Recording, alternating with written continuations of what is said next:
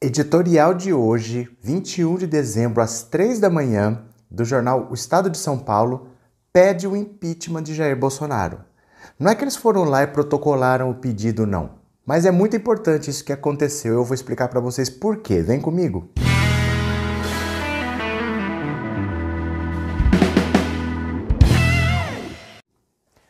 Olá, meus amigos, tudo bem com vocês? Que bom que vocês voltaram! Para quem está aqui pela primeira vez, seja muito bem-vindo, muito bem-vindo. Meu nome é Roberto Cardoso. Primeira vez no canal, eu vou te pedir, dá essa força pra gente, já se inscreve pra gente conseguir levar informação para cada vez mais pessoas. E se você quiser contribuir com o canal, tem o nosso Apoia-se e você pode se tornar membro por R$ 7,99 por mês. Fica a seu critério. Fechou? Olha o que está acontecendo, gente. Eu falo para vocês, tenham esperança. O tempo da política não é o nosso tempo, mas as coisas estão andando muito rápido. Abre o seu sorriso, enche o peito de esperança, porque está andando.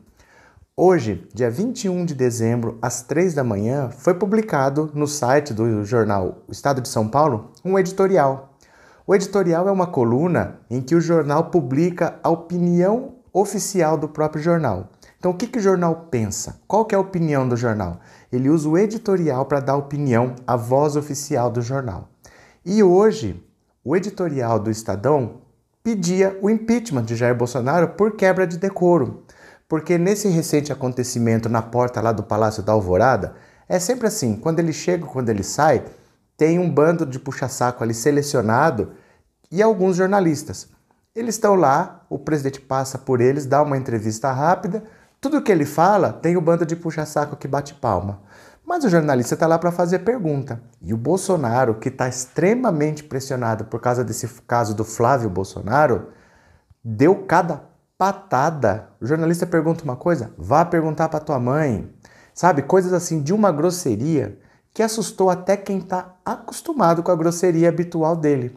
E o que o jornal diz basicamente no editorial é: não se pode aceitar isso, ele é um chefe de Estado, isso não condiz com o comandante de uma nação, todo mundo que estava lá se assustou com a agressividade dele, não dá mais para aceitar. Até aí não é nada diferente do que todo mundo pensa, né? Qualquer pessoa de juízo concorda com eles. Porém, quem é o Estado de São Paulo? O Estado de São Paulo é um jornal que tem mais de 100 anos. Ele surgiu nos tempos ainda dos barões de café de São Paulo. Você lembra dos barões do café?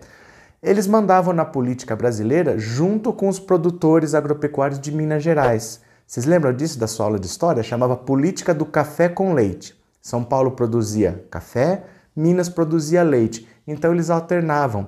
Às vezes um presidente era escolhido por São Paulo, depois o outro presidente era escolhido por Minas. São Paulo, Minas. E eles foram se alternando. Nesse tempo, mais de 100 anos atrás, o jornal O Estado de São Paulo surge como a voz dos grandes cafeicultores paulistas. Então, quem tinha dinheiro em São Paulo eram os cafeicultores e esse jornal representava, era a voz oficial deles. Com o tempo, os cafeicultores já não eram mais os endinheirados, passaram a ser os industriais. Aí o Brasil passou por um processo recente de desindustrialização, a gente quase não tem mais indústria. Hoje, os endinheirados são quem tem banco, é o mercado financeiro. São esses que são os donos do dinheiro no Brasil. E o Estado de São Paulo é o porta-voz hoje desse pessoal, dos endinheirados. Quando ele fala que é necessário fazer um processo de impeachment, não é pura e simplesmente a opinião do jornal. É a voz dos empresários dizendo isso. E por que eles estão dizendo isso? Porque eles perceberam que eles cometeram um grave erro. A intenção era, nós tivemos 4 governos do PT, governos alinhados com uma política mais social, mais voltada para as pessoas. E a gente quer quebrar a CLT, quer mudar a Previdência, queremos fazer várias mudanças. Com o Michel Temer, aprovaram a reforma trabalhista, mas ela ainda não foi 100% implementada.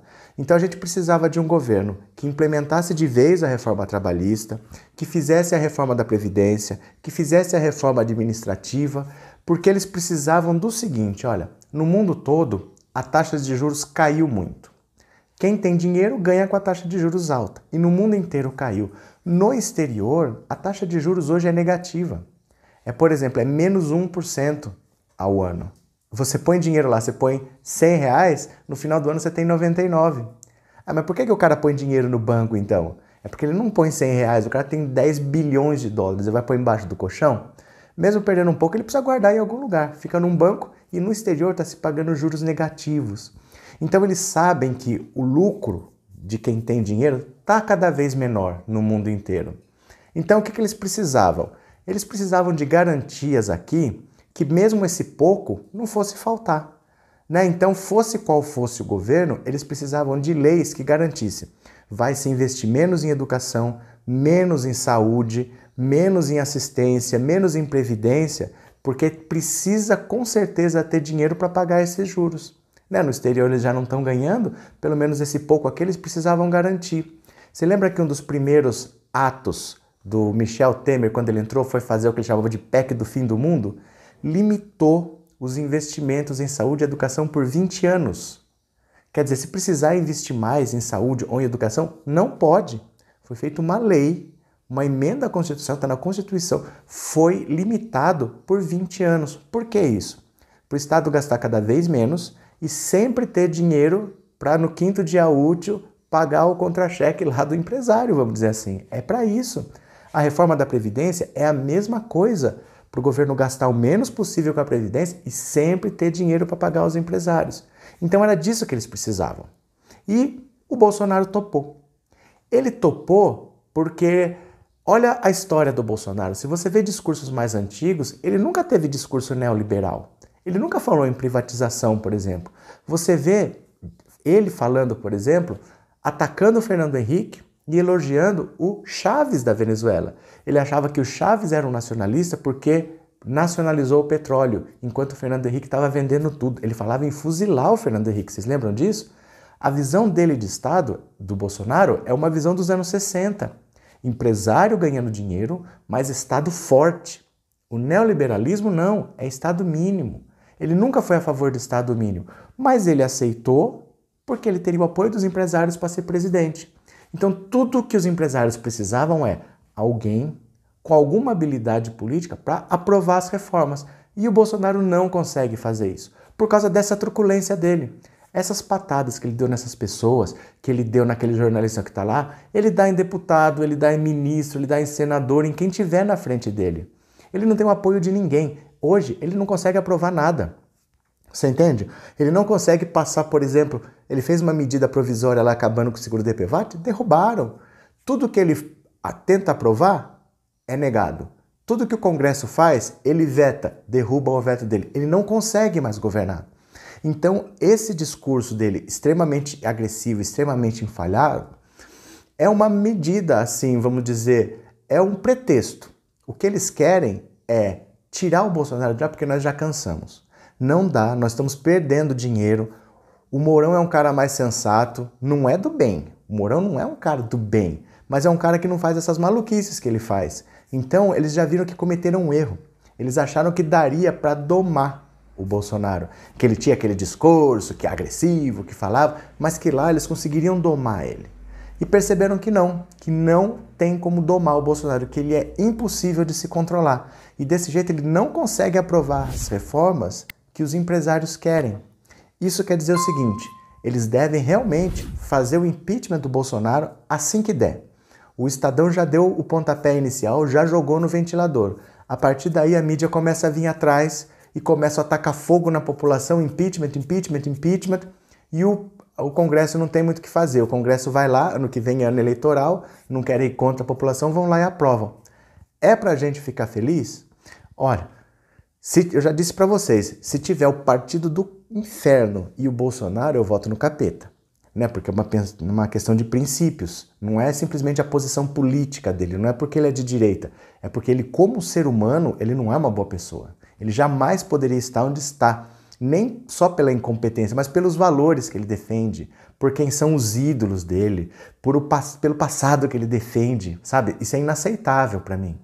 Então, mesmo que o Mourão vá ser colocado lá para fazer maldades contra nós, porque tem isso, a incompetência, a incapacidade do Bolsonaro, na verdade, era uma defesa para nós. Muita coisa contra nós que poderia ser aprovada não foi por causa da incapacidade dele. Mas a gente não pode ficar olhando um cara que está envolvido. Gente, rachadinha é a ponta do iceberg. Porque muitos políticos fazem. Isso não é uma prática que eles inventaram. Mas eles não teriam porquê para fazer rachadinha estar envolvido com o miliciano. Simplesmente controlar esse dinheiro. Por que está envolvido com o miliciano? Por que o funcionário fantasma é a esposa e a mãe do Adriano da Nóbrega? Por que essa necessidade? Qual é o interesse, qual é o envolvimento de estar envolvido com essa gente? Então tem coisa muito pesada ali. E isso em volta da presidência da República. Não dá para levar. Os empresários perceberam que não dá. Desse jeito não dá para continuar e que o melhor jeito é inevitável que se tire. Então eu digo para você, daqui para frente o Estadão hoje deu o pontapé inicial. Já decidiram o que vai acontecer. Já decidiram. Vão esperar o pretexto, vão esperar o momento, alguém é protocolo pedido, Rodrigo Maia aceita, aí não é assim, protocolou, sai. Não, quando protocolar, chegou o pedido de impeachment, aí são 6 meses trabalhando, até um dia que tem uma votação, lembra do processo da Dilma? Isso leva uns 6 meses ainda, e aí tiram ele e fica o Mourão. Então vamos esperar. O que é importante hoje desse editorial é os empresários já entenderam que erraram e eles não querem continuar errando, porque não dá para ficar 4 anos com esse governo. O prejuízo é terrível, ele não tem capacidade de aprovar nada. A verdade é essa. Eles não têm capacidade de aprovar nada. Bolsonaro não consegue fazer articulação. Ele não é uma pessoa que tenha um pingo de sensatez na cabeça e está envolvido com o pior tipo de gente possível, com a pior espécie de gente. Então vão tirar ele, vão colocar o Mourão e o pontapé inicial foi dado hoje, dia 21 de dezembro, começo do verão, às 3 da manhã, editorial da Folha de São Paulo, que é o porta-voz do empresariado, dos endinheirados de São Paulo. Eles já perceberam, eles vão mudar o rumo nesse país.